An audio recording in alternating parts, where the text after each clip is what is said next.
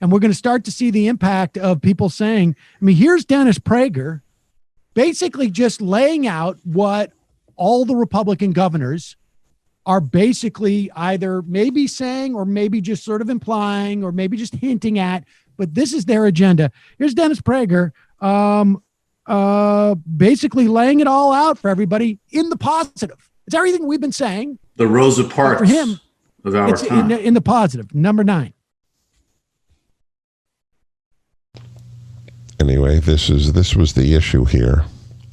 U.S. businesses fear a wave of litigation as workers in meat processing facilities, grocery stores, and other locations get sick or die from the COVID-19 illness caused by the new coronavirus. I'm just curious, in America, do you not have the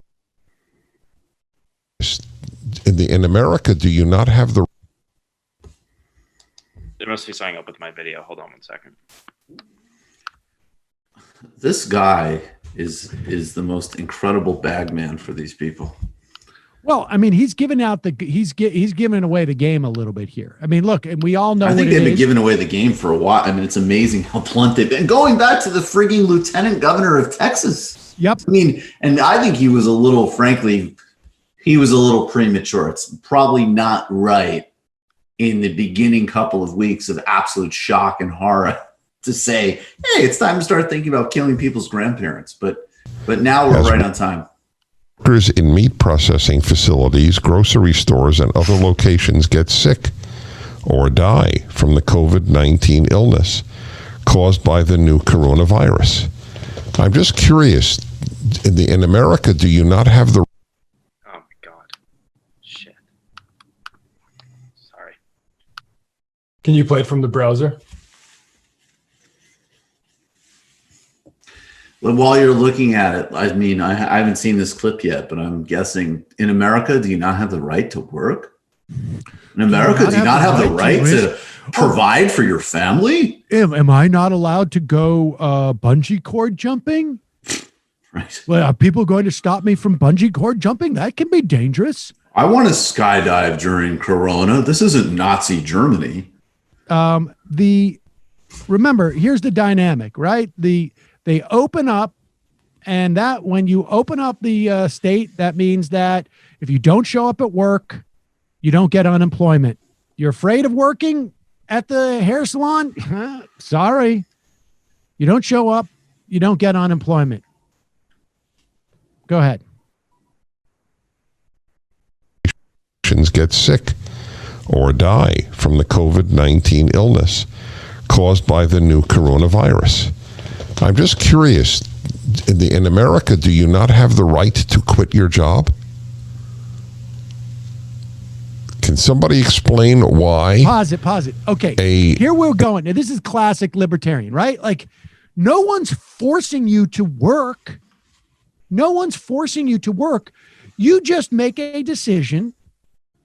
I need to eat, and I have weighed out, do I want to eat? Do I want to pay for rent? Do I want to pay my mortgage? Do I want to buy groceries? Do I want to, have electricity on at my house? Do I want to get my kid something for their birthday? And you're just making a determination. And in this instance, it's not just, do I want to bag groceries for that ability? Or do I want to, cut hair for that ability? Or do I want to work at the cafe for that ability? Or do I want to work construction for that ability? Now it's just the calculation is, do I want to do those things plus risk my life or getting seriously ill for 3 or 4 weeks? I don't have sick pay. And he's just saying, like, it's your choice. It's your choice. This is the classic libertarian theory here, that there is no such thing as economic coercion, that coercion can only happen at the butt of a gun, but it cannot happen when it's like your kid's health is in stake. Your health is at stake. Your ability to eat, your ability to sleep somewhere. That doesn't exist in the minds of libertarians. It's not a quote that I'll butcher, but it's something to the effect of the market in all of its infinite wisdom. Basically, the rich man and the poor man are both equally free to sleep under a bridge. Right. You know, exactly. They're not equally free to sleep in the castle, though. They are certainly not equally free to sleep, or they're not equally free to sit in what appears to be some type of quarantine studio. Oh, and bloviate about how people should have the capacity, if they so choose, to risk getting a deadly virus because it's so urgently necessary that people get tats again right now. Just remind me again. Do people have a right to quit their job? Go ahead. What a smug ass. An employer can be sued if you contract COVID-19 there. What if you contracted the regular flu and died, as tens upon tens of thousands do every year? What if you got that at work? This is, I'm telling you, you're watching your country ruined by the left. I mean, tell me why this is not an example. Tell me what the moral legitimacy is of being able to sue a company, and it'll put it out of business. I mean, it's obvious. These lawsuits are huge. All right, I'll tell you what it is, what the moral legitimacy is. There is a concept in the law of negligence.